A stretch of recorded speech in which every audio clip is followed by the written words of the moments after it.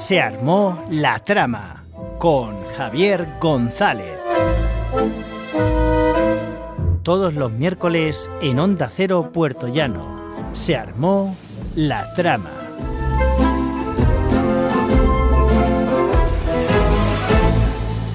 Esto es Se armó la trama, aquí, en Onda Cero.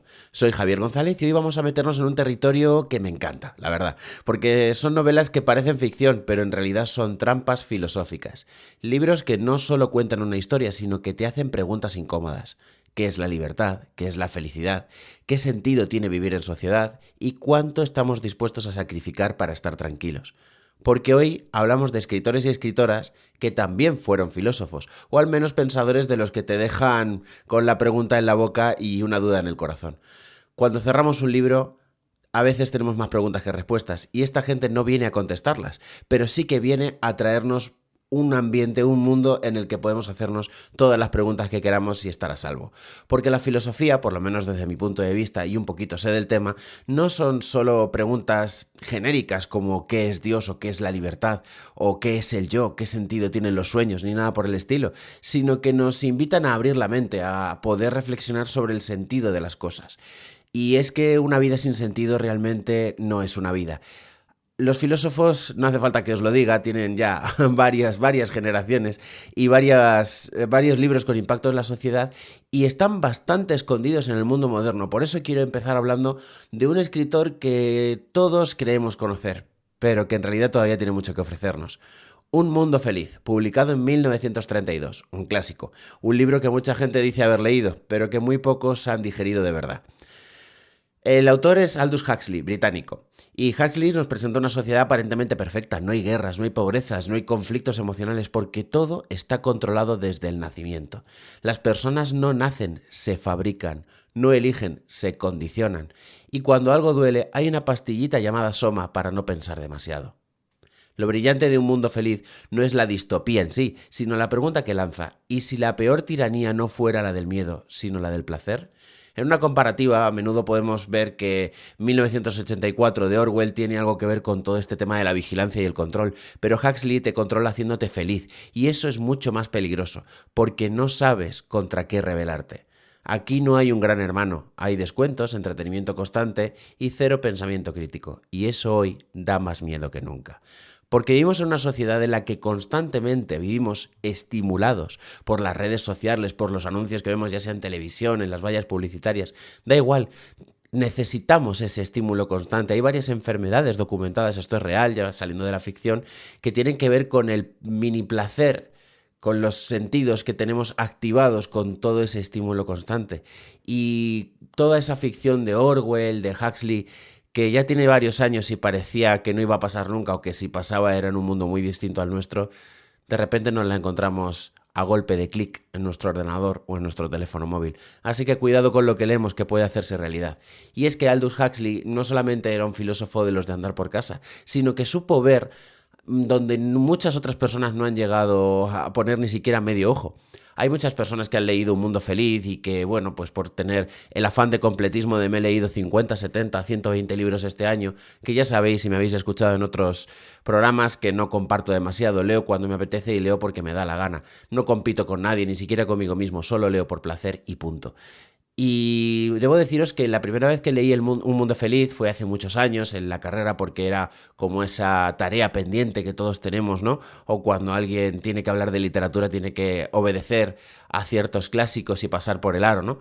Entonces, leerlo por obligación no es lo mismo que leerlo por placer. Y cuando me estuve informando sobre filosofía unos años más tarde, volví a caer en que a lo mejor no había terminado de entender este libro, y es que no lo había ni empezado a entender.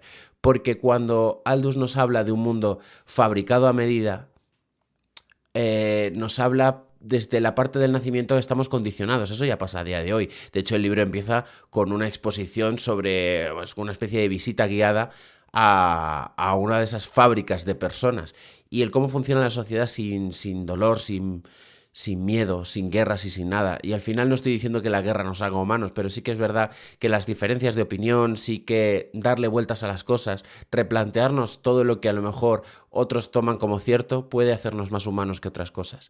Más que la chaqueta de moda que podemos llevar, el último grito en telefonía móvil que podamos llevar en el bolsillo o que llevemos el corte de pelo que la moda pide, quizá las preguntas que nos queramos hacer o queramos hacer a gente a la que queremos son las que nos convierten en nosotros mismos. Lo demás es solo una réplica de otra cosa que quiere que seamos eso. Así que os invito a leer filosofía, no solamente Aldous Huxley, ahora vamos a hablar de otro tipo de autores y de autoras, pero hay libros bastante comoditos. Yo tengo uno aquí al lado que se llama El libro de la filosofía, yo tengo la 9ª edición y es uno de color amarillo con las letras rojas, es imperdible, lo pedís en cualquier librería, es del sello Akal y es maravilloso y ahí lo tenéis todo explicado de una forma muy sencilla, pasa por todos los grandes filósofos de la historia y te plantean preguntas muy interesantes, no solamente el pienso luego existo, que luego la gente no le da vueltas a eso, sino la imaginación, dónde nace y para qué sirve, ¿no? O sea, es pragmática, sirve para algo en la sociedad en la que vivimos. El hombre nació libre, pero siente la necesidad de control. El universo ha existido desde siempre, cosas así, si os queréis meter en materia un poco más dura. Pero sí, bueno, si queremos filosofía con literatura, Aldous Huxley es una buena forma de empezar. Antes de continuar con las recomendaciones, quiero hablaros de un cotilleo bueno, como todas las semanas, pues tenemos uno, ¿no? Y es la filosofía que vuelve a vender. Y esto no es casualidad, porque conecta muy bien con el tema que estamos hablando. Y es que en los últimos años, especialmente después de la pandemia, los libros de filosofía y pensamiento están volviendo a colarse en las listas de ventas. Esto no va solo de autoayuda. Hablamos de nuevas ediciones de Camus, de Beauvoir, de los estoicos, de los ensayos y novelas con fondo filosófico. ¿Por qué? Porque cuando el mundo se vuelve confuso, la gente busca respuestas, quiere entender lo que no está comprendiendo y la ficción filosófica hace justo eso, te da una historia para colarte una idea. Las editoriales lo saben y están recuperando los clásicos, reeditando novelas difíciles, entre comillas, y apostando por textos que no solo entretienen, sino que te obligan a pensar. Una moraleja de este cotillo es que cuando la realidad aprieta, la literatura pregunta, vende. La literatura te responde las dudas que tú tienes y eso a veces es bueno y a veces es malo. Cuidado con lo que leemos, pero sobre todo cuidado con cómo pensamos. En las recomendaciones tengo 3 novelas, como todas las semanas, para poderos ayudar a pensar. Y es que quiero empezar por El extranjero, de Albert Camus. Porque si Un mundo feliz te habla de la sociedad, El extranjero te habla del individuo. El protagonista no siente lo que se espera que sienta, no llora cuando muere su madre, no finge, no actúa como la sociedad espera, y por eso es castigado. En una comparativa, puede parecer una novela sencilla, pero su valor diferencial es que te enfrenta al absurdo de vivir en un mundo que exige sentido a la fuerza. Camus no te dice qué pensar, te deja solo con la incomodidad, y eso es filosofía en estado puro. Es importante que veamos los relatos filosóficos como una ficción, porque al final son lo que son. Y muchas de estas preguntas no tienen respuesta ni tienen por qué tenerlas. Pero sí que es cierto que invitaros a pensar en algo más allá de quién va a ganar la Isla de las Tentaciones, por poner un ejemplo burdo, o quién va a ganar Operación Triunfo, pues puede ser bastante interesante para poner el cerebro en marcha si lleva un tiempo con telarañas. En cuestión de individualidad, sí que El extranjero de Albert Camus habla de cómo podemos ser unos extranjeros para nosotros mismos y de cómo a veces nos queremos comportar de una manera distinta como somos en sociedad y a veces nos sentimos como que encajamos o no encajamos, pero eso nos da un valor diferencial muy bonito y hay quien se enamora de ese valor diferencial, no de cómo forzamos la integración en la sociedad. Pero sigamos. Hablemos de La náusea, de Jean-Paul Sartre. Esto no es un libro amable, aviso. La náusea es existencialismo sin anestesia. Un protagonista que de repente se da cuenta de que nada tiene un sentido previo y que todo depende de lo que él decida hacer con su vida. Si Camus te muestra el absurdo, Sartre te lanza la posibilidad encima. Si no hay un sentido, te toca inventarlo. La lectura perfecta si estás teniendo una crisis vital o si quieres provocarte una. Porque si hablamos de sociedad, luego de individualidad y luego hablamos del sentido de la existencia, eso va directamente ligado con la filosofía. Y la filosofía no es solo estoicismo, que parece que proclamarse como estoico ya es como un avance social o una especie de evolución personal. Y hay mucho más que leer y Jean-Paul Sartre siempre sabe qué contarnos. Finalizamos las recomendaciones con El mar, de Iris Murdoch. Cerramos con una autora menos citada, pero absolutamente brillante. Y es que Iris es una filósofa moral y novelista. En El mar, tenemos a un narrador obsesivo, egocéntrico, convencido de entender el bien, mientras hace daño a todo lo que le rodea. A diferencia de Sartre o Camus, Murdoch se centra en algo muy concreto, la dificultad real de ser bueno. Aquí la filosofía no es discurso, es comportamiento, autoengaño y una pregunta brutal. ¿Somos tan morales como creemos? Porque ya saliendo un poco del terreno tan duro de la filosofía, sí que quiero plantearos una pregunta desde mi personalidad y desde mi forma de ser. ¿Por qué siempre creemos que somos los buenos de la historia? Cuando estamos contando algo a un amigo, una amiga, a un familiar, y estamos contando una historia en la que hemos salido perjudicados de alguna manera, siempre creemos que somos los buenos. Pero en la historia de la otra persona nosotros somos los malos. ¿Quién tiene la verdad de su parte?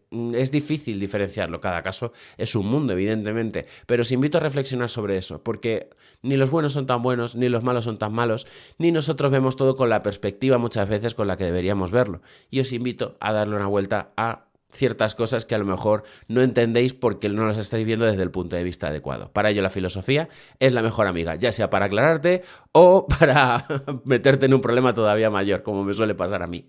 Así que quiero daros una frase de cierre para no entretenerme mucho más. Quiero cerrar con una frase de Camus, ya que hemos hablado de él, porque resume perfectamente el programa de hoy. Y es: el verdadero generoso con el porvenir es el que lo da todo al presente. Lee novelas que te incomoden, que no te lo den todo masticado, porque a veces pensar también es una forma de rebelión. Soy Javier González y esto fue Se armó la trama. Nos escuchamos la semana que viene.